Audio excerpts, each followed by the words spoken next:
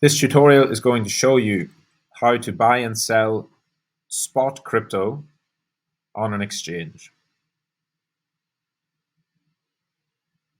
So we're going to cover different order types, different ways you can execute, take a look at some of the different markets that you can trade on, and explain some parts of the order form.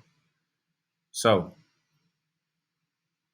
using Binance, if you want to buy and sell spot, so essentially to place simple trades, you want to go to the Trade tab and go to the Spot section.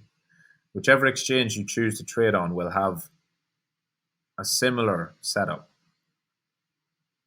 Spot markets are where you can buy and sell one asset for another with no leverage. It is simply swapping whatever you have for something else.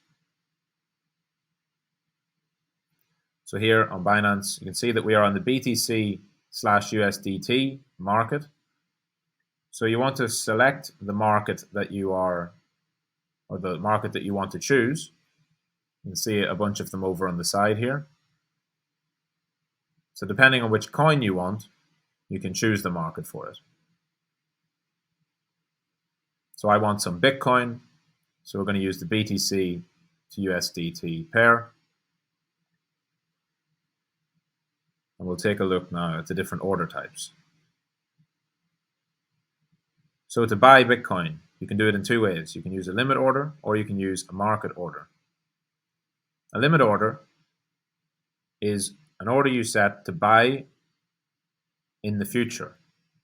So if you wanted to buy crypto, the only way you can buy it in the future is to set a price that is lower than the current price. Because if you were to set a price that is the same or higher, it would execute immediately because you're asking the market to give you a price that is available right now. So for a limit order, to buy, the price you put in must be lower than the current price.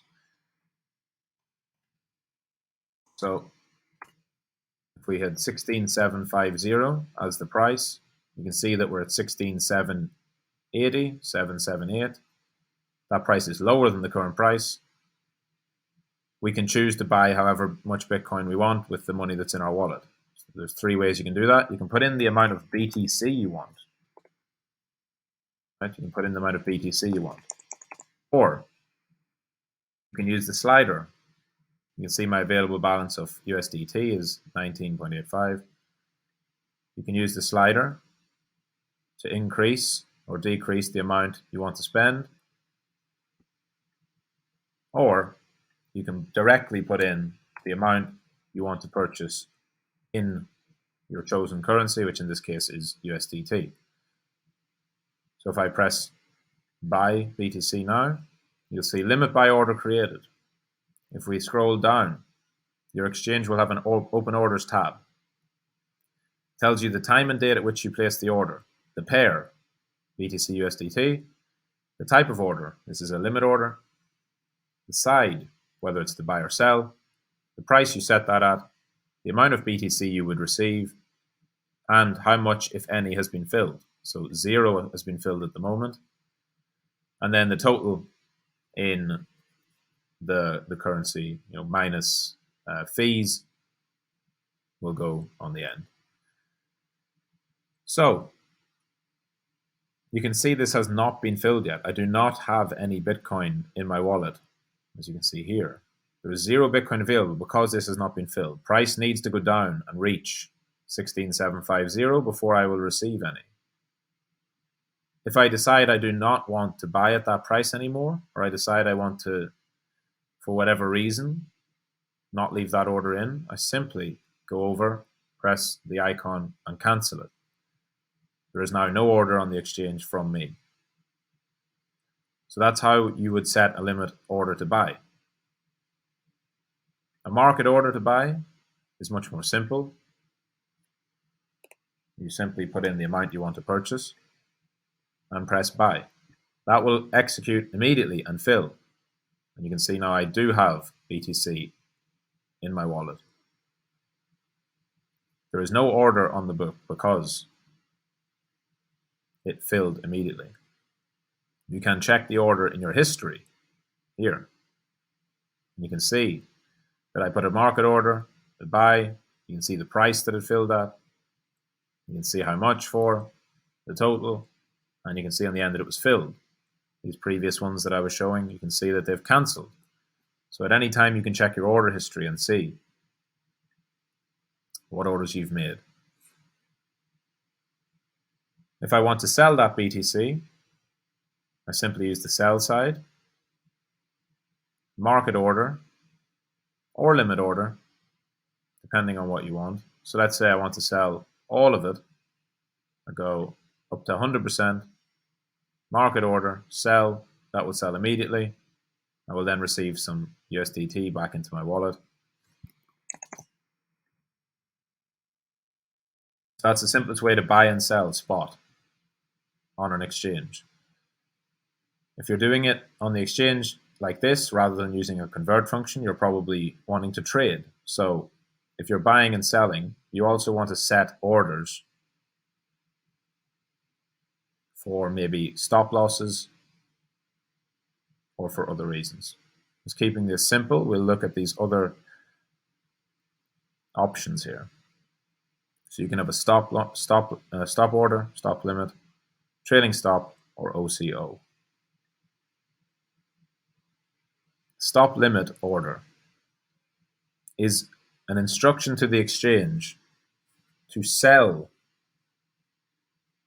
or buy your chosen currency at a predefined level. So let's imagine, for example, we had some Bitcoin in the wallet, so I'll buy some. So let's say I bought some Bitcoin right now. I wanted to use all of my USDT in the wallet to buy BTC at the market. I now have some BTC, and I want to sell that BTC. But I want to set a stop loss so that if the price goes lower, because I just bought some BTC, so I want it to go up. But if the price goes lower, I want to protect myself. So go to stop limit. We look at the BTC section. We want to set a price at which we will sell all of our BTC, which is here. I've selected all the BTC. And so we bought it at 16. We check the order history to see the exact price. We bought it at 16,755.85. So I want to say, okay, if price goes below 16,000, I want to sell it. So if it goes below 16,000, I want to sell it. The way you do that, you put 16,000, stop price. You can then put 16,000 as the limit price. When that reaches and it triggers at the stop price, it executes at the limit price. So it will trigger at the stop price, meaning it will send a message to the exchange to then place your limit order. If you set them at the same price, in general, that should just mean that the price that Bitcoin is at when it reaches 16,000, it should execute and your trade would be closed. You would receive this amount of USDT back. So you take your small loss. But when placing stop limit orders, it's better to put your stop loss, stop targets, or your stop trigger slightly above the limit order. So in this instance, we could say 16,002.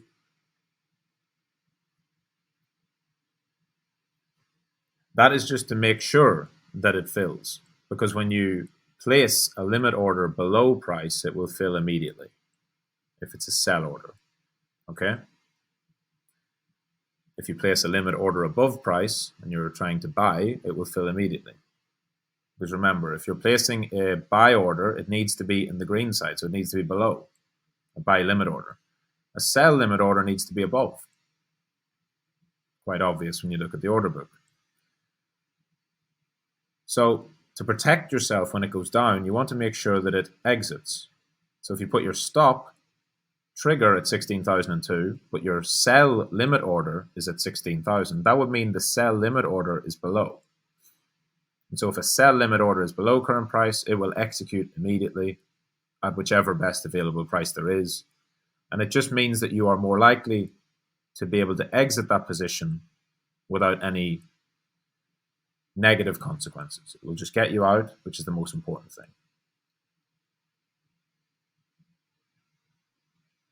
So there's other order form aspects here. We do not recommend using those. This is a simple explanation of how to buy and sell using spot markets